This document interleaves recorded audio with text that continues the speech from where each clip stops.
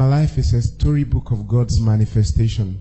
I'm a product of my worship. It's not by singing, it's by grace. I'm living in a house I didn't pay 1 naira. Do you know what it means for somebody to finish building a house and give it to you? You know, and sometimes, every time I come out of my house, I look around, I ask myself, how old are you? Because I know that it's not by singing. And so I feel like it's time to even let people know the secret behind the glory they celebrate. My first album, The Definition, when that album came out, you know, Love World Records helped me to produce that album. And the first night, we sold 100,000 copies at Night of Bliss. Now, that was a lot of money. And then I was still climbing bike. And we didn't know it was going to sell that much. Then we had another program, Night of Bliss. It was all sold. And they called me.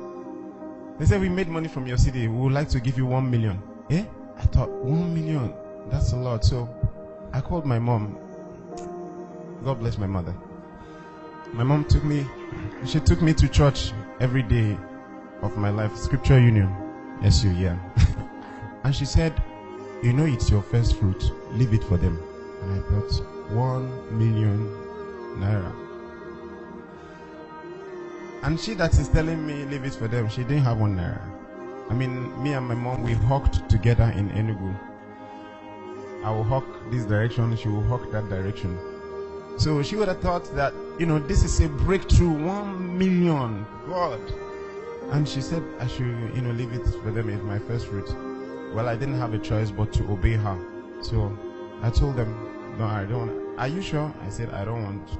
Maybe from the next one. Do you know what God did? Now they took me to South Africa to shoot my first video. They said, okay, since you don't want money, let's make a video for you. Let's. And while we were shooting, I met some people who say, are you the Frank Edwards? We love your music. We didn't even know you're Nigerian, da da da da. But you know, your music needs to circulate, go to everywhere in the world, you know. But here's what you're going to do. You're going to remove Jesus and use God. It sounds the same. Nobody will know, because for your music to circulate, people that the name Jesus offends need to be your fans too. So but by the time you use God, they won't find it offensive, so you will be able to circulate your music. And when I saw the offer, and I thought, Jesus, God, the same thing is not much different. Nobody will know. You know, God spoke to me and said, see, if you do this, you will not last. If you don't, whatever they promise you, I'll double it for you. So again, I let it go. I mean, I let the offer go. Even my damn manager thought I made a mistake. You know, managers always want more money. So he thought I made a mistake, but I made my decision. So I let it go. I came back. And then God began to do his thing. I released my second album. Someone from nowhere said, someone is trying to reach you there. She's looking. In fact, when she started looking for me, she sent all her staff. If you don't find Frank Edwards, don't come to work. They came to my church, speak to some of my pastors. My pastors called me. Someone is looking for you. They gave her my number. She called me. And then she said, I've been listening to your music. And you know, as I listen, God keep pushing me to do something for you. Do you want to come and see me in my office? I know you are big. I say, me? Big? Send the address first. You know, she called all her staff, you know, members, took pictures with me. And she said, nothing. I just want to bless you. I just want to bless you like God placed in my heart. And then she gave me an envelope. I said, thank you. You know, it looked big. It was on my way home that I opened the envelope. I opened it, so I called her. I said, Ma, the envelope you gave me. She said, what? I said, look what's inside. She said, that's for you now. And besides, anytime you want to do anything, the bill is on me.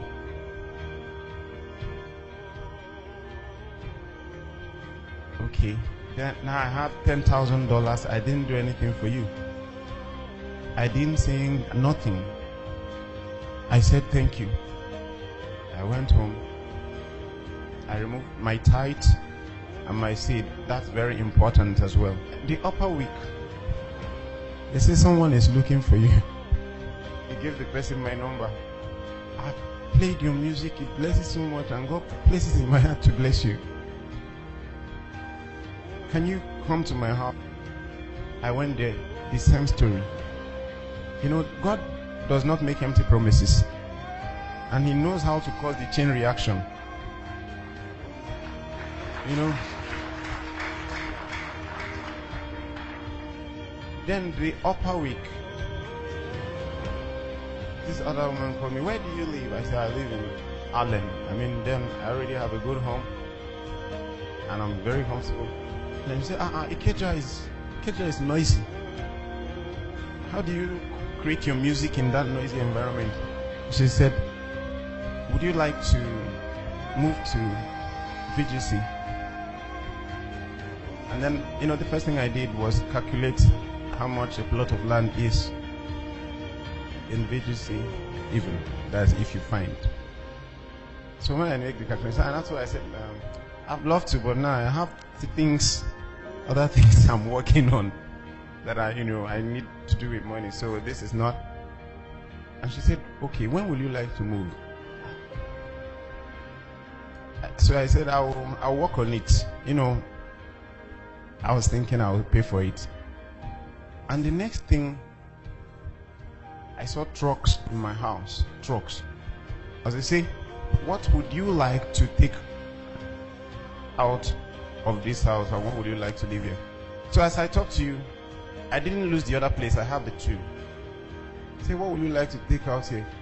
I said, you want me to move? I will take everything. He said, no, just the things you will need, because the other place is already furnished. When I mean furnished, ask my manager, he knows my house. I live like a king. And that was what God promised me. And I kept my own part of the deal. I did not disobey. When I met them, all I wanted to do is to take pictures with him. You know, like you see a big superstar, I rush with my phone and say, good afternoon. I didn't even know whether to say afternoon or evening. Can I take pictures with you? And he said, okay. And he gave someone the phone and he put his hand on my shoulder. I was waiting for the picture and he looked at my face. And he said, Frank Edwards. I'm like, hey, you know my name. And then he said, wait. I said, anytime I see you, I must tell you this. So he brought his phone. I said, look at, all these are your songs. And he began to play my songs for me. I'm like, what's going on? And I said, anytime I see you, we must do something together. So it was not even my suggestion. It was not my suggestion. I did not beg for it. If you ask me to even beg for it, I don't know how to reach Domwen. I don't have his number. I don't know how to write. I don't know. But you see, God keeps to his promises. And then I'm saying to him, okay, sir. He said, we'll record together. I say, sir, if you invite me so that I can go to the embassy, I don't have a visa. And he said, I thought you have a studio. I said, yes. He said, I will come to your house. I thought it was a joke. The day he promised, he came. And he was with me from 8 a.m. to 9 p.m. He didn't rush. I just didn't understand what was going on. And then he said, okay, for this story to be complete, we'll have to record in my house too. We have to record in Nashville too. And I didn't have a visa. Now, because now I know people, like big people. So I called all the people and I said, I want to go to the embassy and I don't want to have difficulties. This governor spoke to this person spoke to this person. So they finally got someone to take me to Consular General's office at the American embassy. Yeah. So they took me in. I was sitting face to face with the consular. And I've been to that place before. They rejected me visa. And I'm asking myself, wait, Frank, you entered here, you didn't queue. And then we had to say, what's the matter? I said, I brought my brother here. He came before, they rejected him visa. So now he wants to apply again, but we don't want the same problem. The consular asked me, what was the issue the last time? I said, I don't know. They just refused me. I don't know what happened. He now said, okay, no problem. Apply again. That's bringing me to saying, when God is doing his thing, he doesn't want any man to take the glory. So I'm sure God felt, because so now you're feeling like you now know people. I applied. I went, they refused me. And now I'm thinking, if you have a meeting with Consulate General and they refuse you visa, what else do you want to do? I didn't know God probably was not happy with that. I prayed, when it came to my mind that maybe God is not happy. And so I said, Lord, I'm sorry if I've gone the wrong way about this visa issue. I apologize. And then as I prayed that prayer and stood my sin, I had a confirmation to go back again. This time I didn't tell anybody. I didn't tell nobody. I just paid for the visa application, applied again, just picked my passport, and I went there. All the embassy staffs from the entrance, hey, Frank Edwards, we love your music. Frank Edwards, we love your music. Even inside the interview hall, some are still telling me, Frank Edwards, I said, this thing you're telling me, tell Uyibo now. I'm not the one. This Uyibo that will give you, tell him that you know me, So they say, go to counter 10. And my heart started beating again.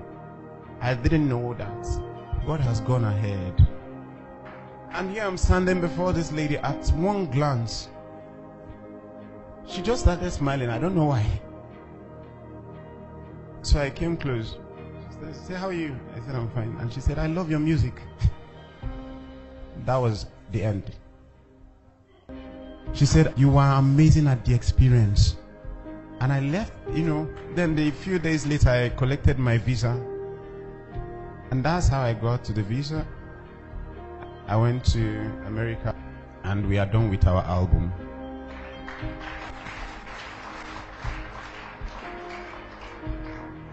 You will hear Domain speak Igbo for the first time. Yeah. And this is the first African collaboration with Domain or any, Integrity Music. They've never done it before. And, God even opened, while I was in America, God opened doors. Domain said to me, what can we do for the upcoming African artists? We discovered that we have so much talent, but they lack the right exposure. They lack the right exposure, the right sound to their music. And then he thought, okay, he was the last president of Integrity Music. And I have my own record label, which God helped me to build. So he said, since you already have Rocktown and I have my own, to help the African artists, let's open another company together. I'll be the president, you'll be the vice president.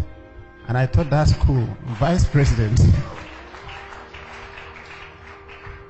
So now, the story is from hawking in the street to being the vice president of the biggest record label in Africa. I don't know what you're believing God for. I don't know your background. I don't know what you've been through. But see, don't let your background put your back on the ground.